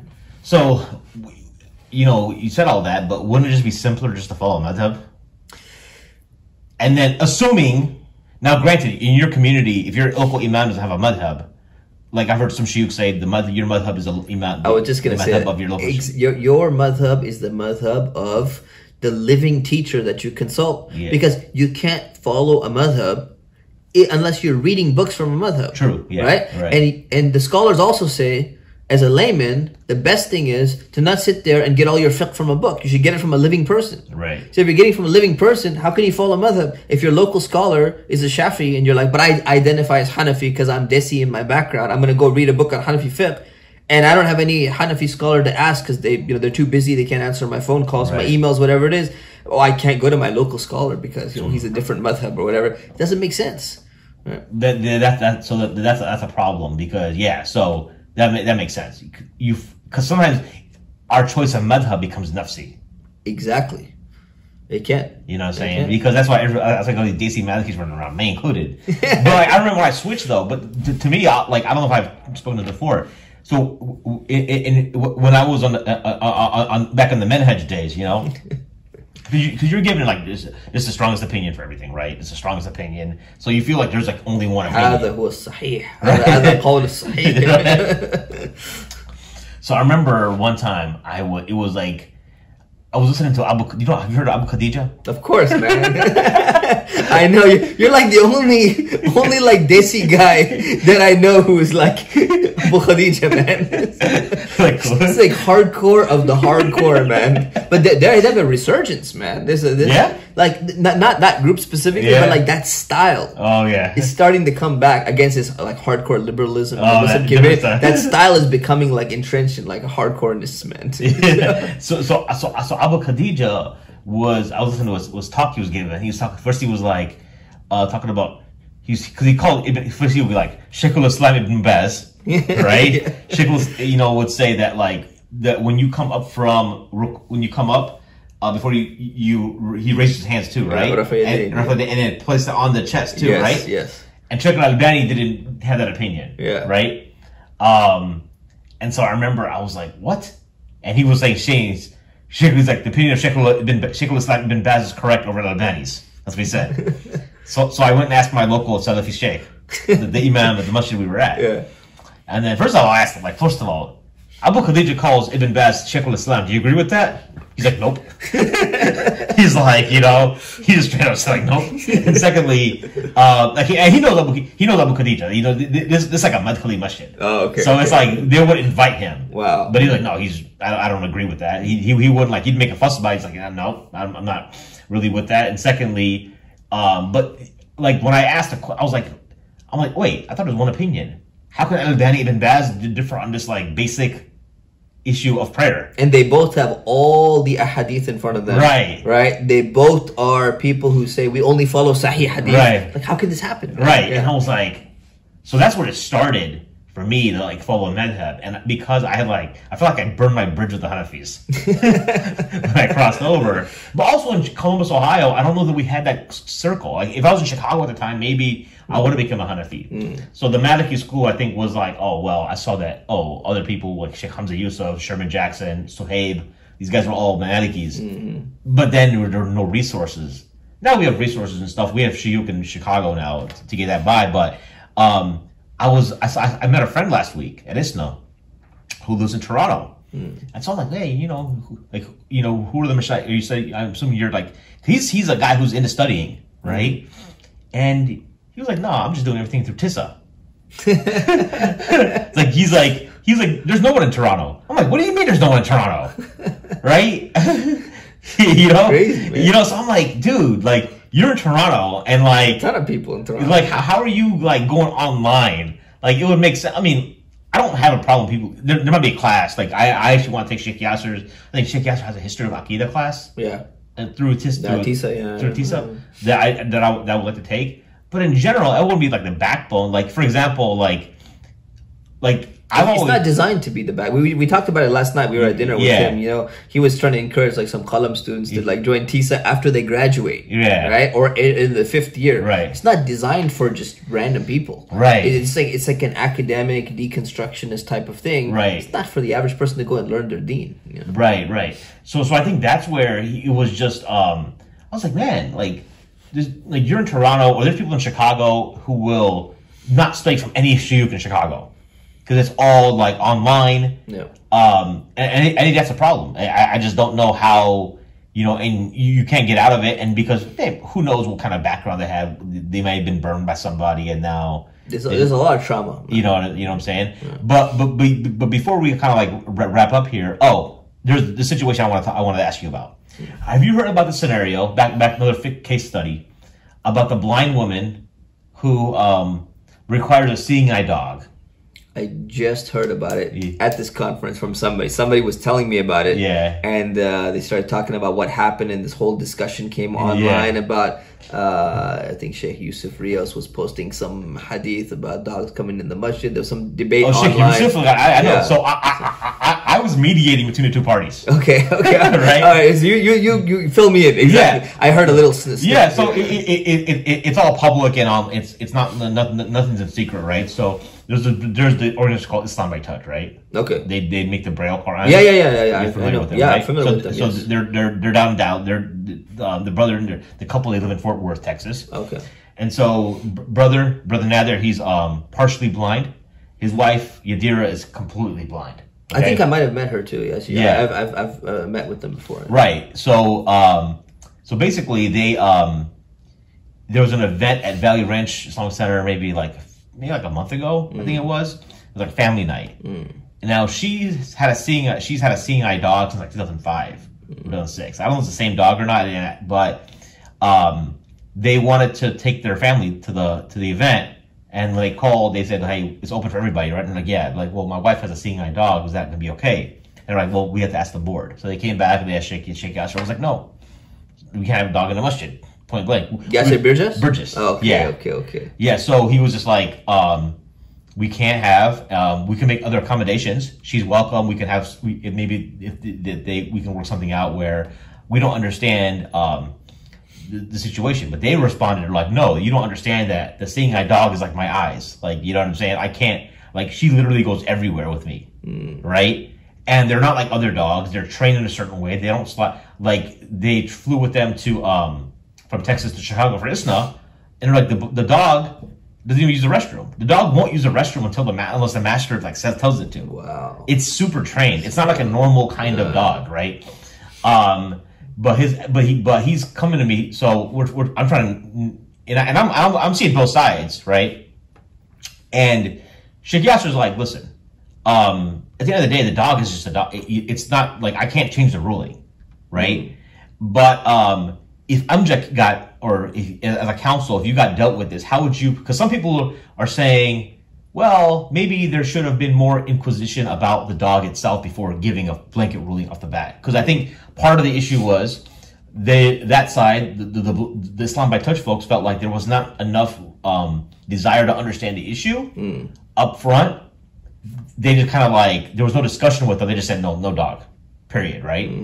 And their argument was like, well, when a scholar gives a fatwa, isn't he supposed to fully understand the context first before giving it? Right.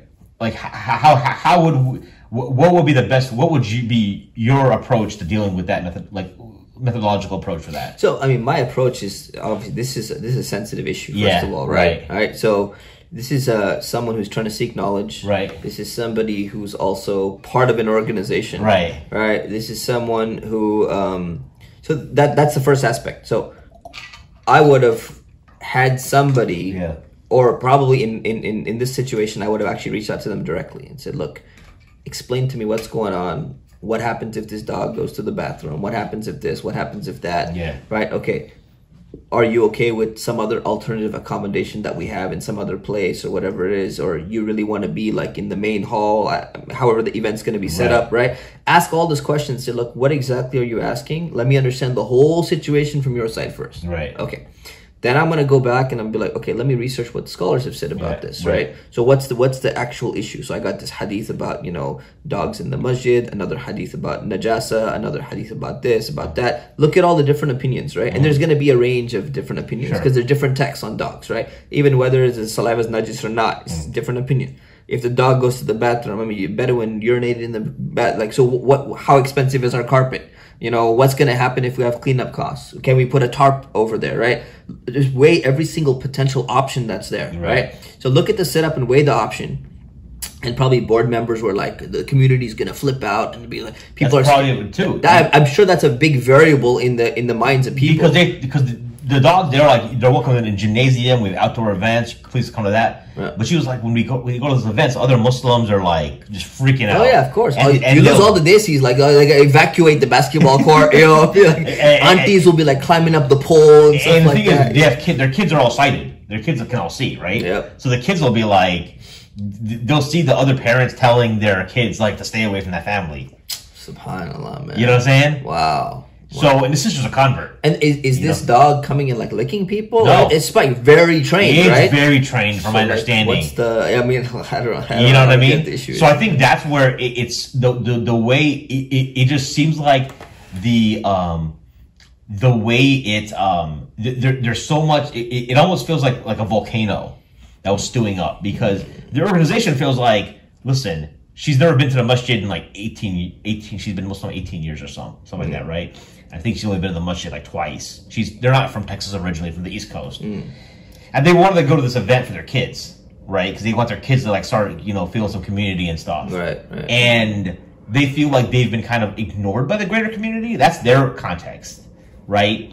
And But then the problem is that they recorded all their conversations, right? And because they were like, you know, it came up, and so there's a lot of emotion here, back and forth. And when he asked why did you record it, it was more like, well, the community's always ignored us, right? And so we figured you're gonna keep on doing it, basically. Well, exactly. And the thing is, when the response was, when they called the center. And they just got an email back with a blanket with a kind of like a blanket statement, and they were like, "Yo, what the hell?" Now Sheikh Yasser did call him, right? To like, and he's like, "Listen, I'm traveling right now," and the thing is, but they recorded that. Yeah, you know what I'm saying? And Sheikh Yasser did say like, "Hey, when I get back from traveling, I'd love to sit down and we can understand the situation." But at the end of the day, the ruling is a ruling. Like the dog is a dog. But like but it seems to me like we have to understand, like, this dog, he's like, when he's describing his dog, it's just like, this is not a normal dog.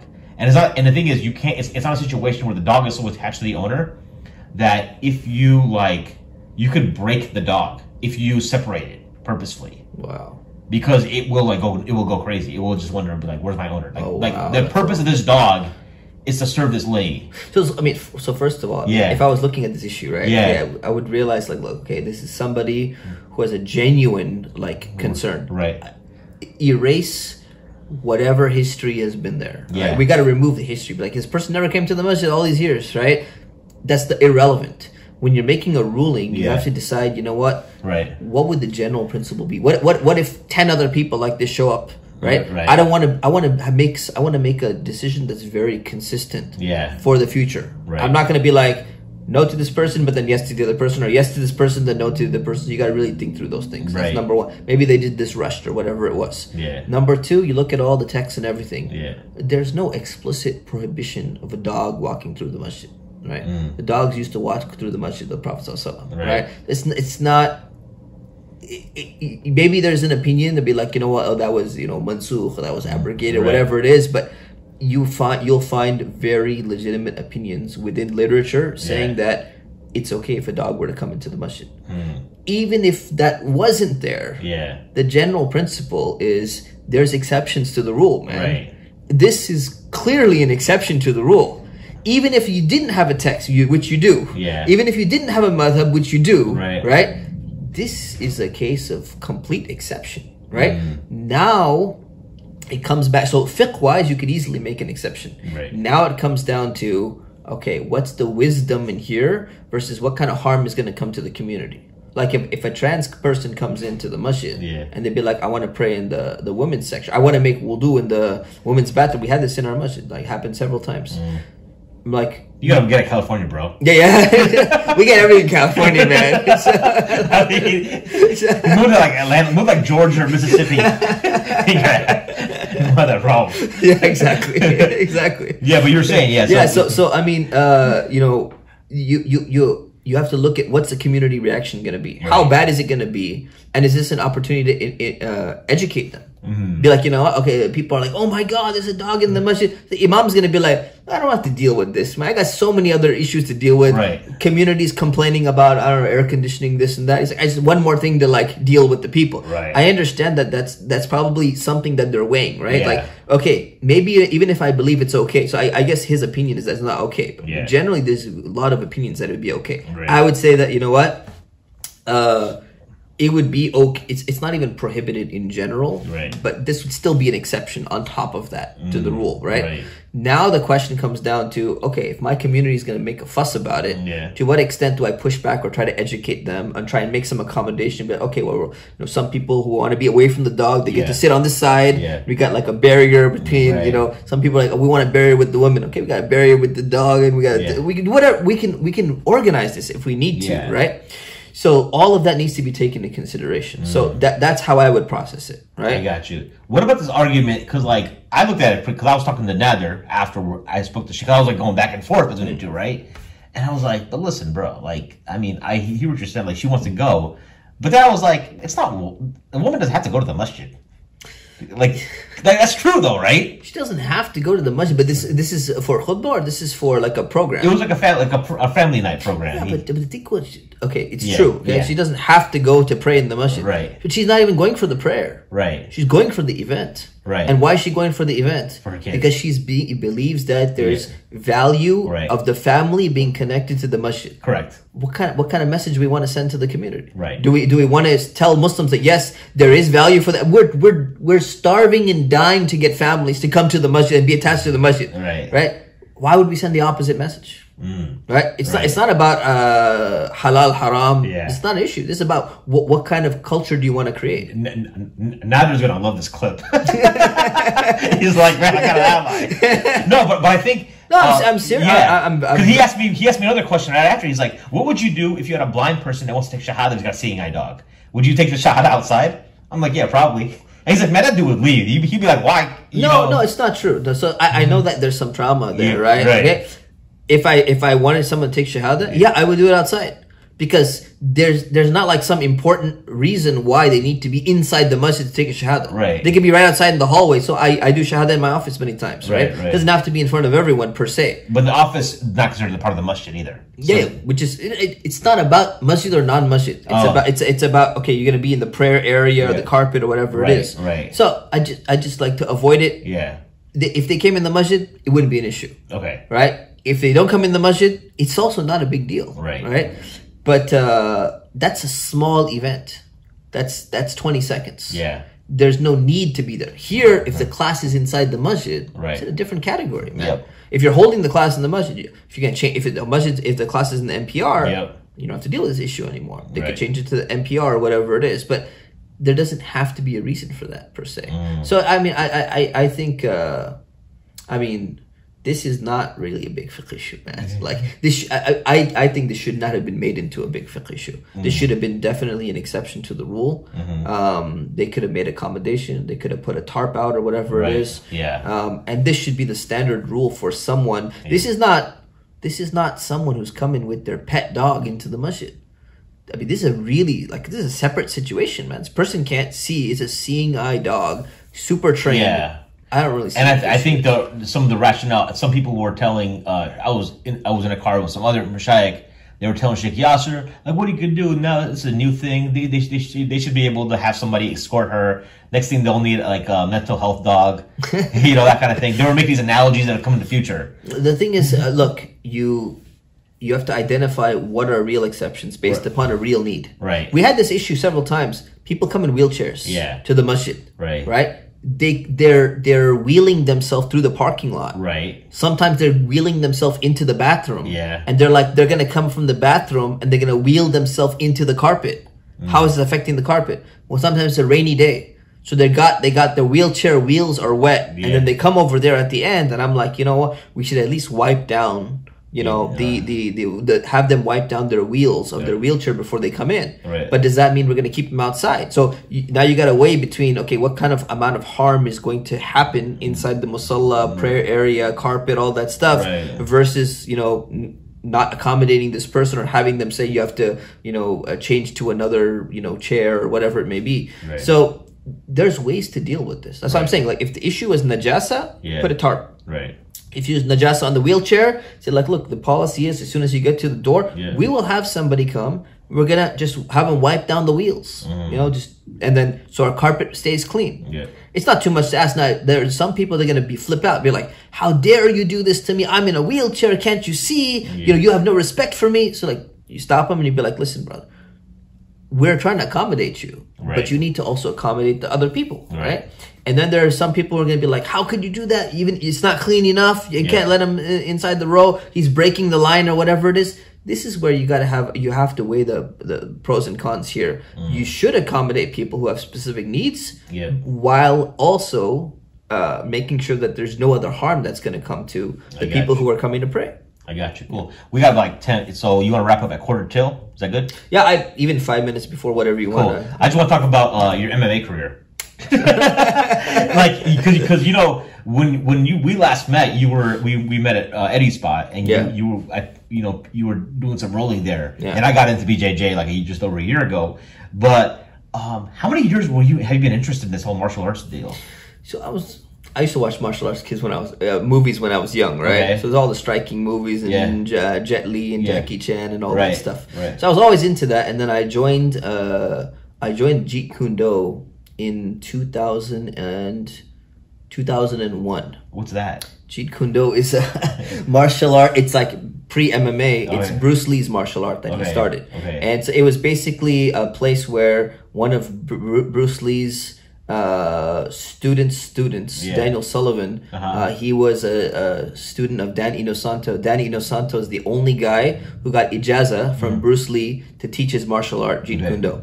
Right? So it's one of those places I'm like, oh, this is so cool. And like, I like Bruce Lee. This is going to be awesome. So I joined, and it was mostly like a mix of Muay Thai and Savat, like a French type of kickboxing, right? So it was a mix of that, and then they started incorporating some jiu-jitsu into that. So that's kind of how I started. I started with like Muay Thai background. I had done some like karate and other striking arts and all that stuff. So that was like long time back. You know, I did that, and then 9/11 happened, and this was in Newport Beach. As like 9/11 happened and like Islamophobia starts rising, my parents were like, you're not going to Newport Beach at all. It's like crazy, you know, white, you know, redneck town. You're unsafe over there. So I had to drop out of the classes. So I did that for like a while. And then I wasn't following martial arts. I was doing my Islamic studies and all that stuff. When I came back, I'm like, you know what? Around like 2016 or something like that, I'm like, you know what? 2015, I had kids. And when I had my kids, I'm like, you know what? My kids are still young. I want them to be like disciplined people. I want them to have like good routine in their life. So all I knew was like striking art. I knew like karate, kung fu, judo, taekwondo. I had taken some of these classes. So I'm like, you know what, man? But I'm not a black belt myself, man. Like, how am I gonna tell my kids like, you need to, you know, do this? So I joined a karate school. Which actually had like a MMA curriculum. It was a mix of Muay Thai, karate, some parkour, and some jiu-jitsu. Parkour, is that the thing where you jump from building to building? Yeah, exactly. It's really cool. Like Spider-Man. It's super fun, and it's like, it's very valuable for life and stuff, right? It's really cool. So I had basically one of my teachers, he was in a karate school, and he's like, this karate thing's kind of outdated. We need to modify this curriculum because it's not effective in like real life. So he split up. Karate is not. It's not. Generally, it's not. Right. So like, unless you supplement it with a bunch of other stuff, right? Because karate became like kata, and like it became more of an art and like almost like a as they say, like a dance form or something like that. So it's good for discipline. I like the style. I like Japanese culture in general. I like their seriousness and all that stuff. So I go and join the school, and I love the teachers. Like, I love his style of doing things, right? So he starts actually joining like MMA fighting, and he's doing like you know, competition and all that. He's doing Muay Thai and everything. So that was kind of like, I was doing karate, and then I was learning from him, like, you know, jiu-jitsu has a lot of value. At that time, I was like, wrestling and jiu-jitsu, I'm never into that. It doesn't look cool. The rest, no spinning kicks or anything like that. I'm like, this bunch of guys like, you know, rolling with their between legs and stuff like that. One of my employees always makes fun of me. He's like, it sounds like something gay people would do. That's exactly when I used to look at it. I'm like, why in the world would I do something like this? You know, like even judo is a little bit okay because you're just throwing the person, but you're not like continuing on ground fighting, right? So then I'm like going through this, and he's like, yeah, just take a look. And I started talking to some of my friends. They're like, you know, jiu-jitsu is the thing, man. Don't you watch UFC? I'm like, no, I don't. You know, I don't watch any of this stuff. Then I start researching. I'm just somebody who reads a lot, right? So when I start reading, and then I'm like looking into this Gracie philosophy, right? Because Brazilian jiu-jitsu is like a big thing. Gracie family founded it. And they're like, you know what? Well, they're like, you know, 80% of fights will end up on the ground, like in a real life situation. For me, it's not always been about the art. It's about, well, what if I get into like an actual fight? You know, what am I going to do? So I want to be prepared for that. I want my kids to be prepared. I don't want them to be bullied. You know, I want them to be like, if they ever got into a real fight, can they handle themselves? So that's always my mentality. And then I'm like, you know what? When it comes to karate, man, the moment you get on the floor, or boxing, or even Muay Thai, once you're on the floor, like, you're done. You're done for. And then I started watching some of these fights, like Hoist Gracie with like kickboxer and stuff like that. And I'm like, oh my God, this guy's dead. The moment he gets on the floor, it's over, right? So it convinced me, like, man, I hate the way this looks. I don't want to have like, you know, my face in like some guy's crotch and do an armbar on me or whatever. But it's effective. And like, you have to learn ground fighting because fights will end up on the ground in real life situation. That just kind of clicked for me. And like, you know what? I need to take this more seriously. So I was doing this. We were doing a little bit karate, a little bit this, a little bit that. And then eventually, like after a while, I'm like, you know, I need to do some jujitsu, because jujitsu is very effective, or some type of ground fighting thing. That's when I got into it, about like, I guess, whatever year that was. It was about like a year or two after that. And I'm like, you know what, this karate, I mean, I got up to purple belt in karate. I was doing really well. And I'm like, can I make it to black belt? They're like, you're doing so well. You can get a black belt probably like, you know, in another year you get like your black belt or something. Like it's much more faster. It's not like jujitsu. And when I heard like jujitsu has like super high standards, 8 years to get a black belt and all that. Right. And then even my teachers, like, you know, there's these mech dojos that are like opening up, and you can get your black belt in a year, 2 years, whatever it is, but you can't really fight.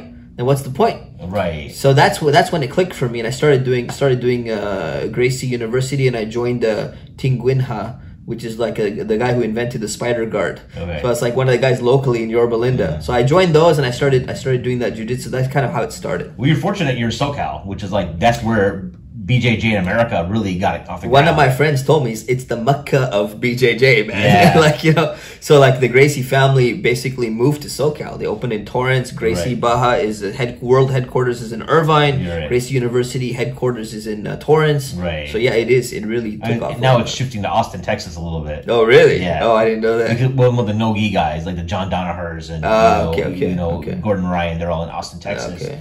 I mean, Chicago is decent, you know what I mean, saying, but I think it's you know, the thing I really appreciate what you said was you wanted your kids to be disciplined to do martial arts. I've said this before in a podcast. A lot of parents will put their kids into stuff. Like they'll be like, "Oh, my kid does that." I'm like, what are you doing, bro? Exactly. You know what inspired me? There was one guy. He really wanted his kids to become like Hafiz, right? Yeah. So he told his son, he's like, "I want you to become Hafiz." And he's like a brain surgeon, neurosurgeon or something like that. So his son's like, you know, Dad, I want to do it. And he's like, I really want you to do it. You know, it's a typical Desi, you know, family and father. And he's like, you know what, Dad, I'm not doing it. I don't want to do it. It's like, you know what, why don't you do it? And he's like, he thought about it. He's like, you know what? I'll tell you what, son. If I do it, will you do it with me? We'll do it together. And he's like, okay. The guy cut his practice in half. Yeah. And he actually went and memorized the Quran with his son in like a madrasa. Wow, so like age of 50 or something. Right. So it was so inspiring. I never forgot that story, right? It was like in our local community. And then the guy's like, now that we memorized the Quran, let's go learn Arabic together so we understand what we memorized. Yeah. And I was just like, that story always resonated with me. And I'm like, you know what? When my kids were very young at the time, like 2 or 3. But I'm like, I'm planning. I'm like, you know, once he hits 7, I'm going to tell him like, hey, you know, I want you to join like karate. I want you to join something which shows that level of discipline. But what if he comes to me and be like, you know what? Hey, Dad, why don't you do anything, right?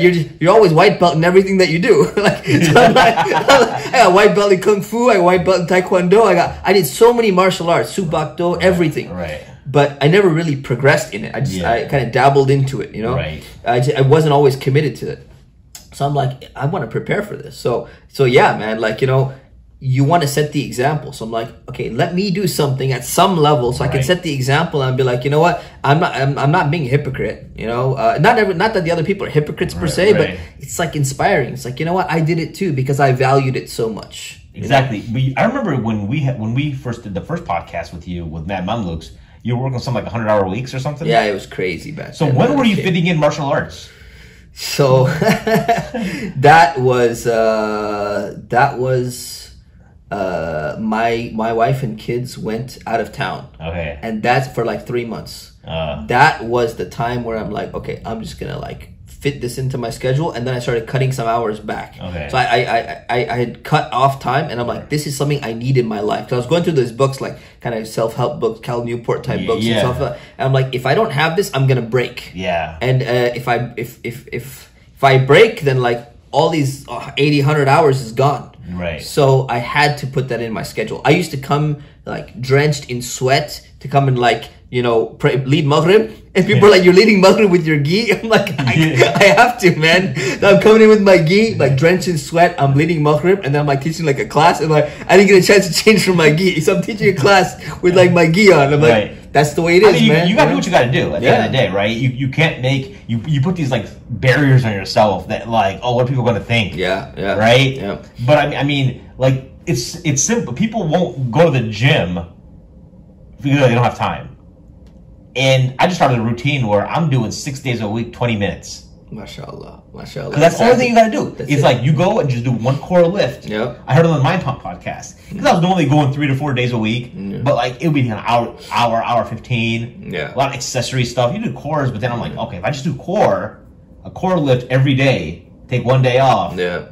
You know what I'm saying? You can do it. You can fit it in your schedule. You fit it in, right? And then it's like that way, and you're not super fatigued and sore.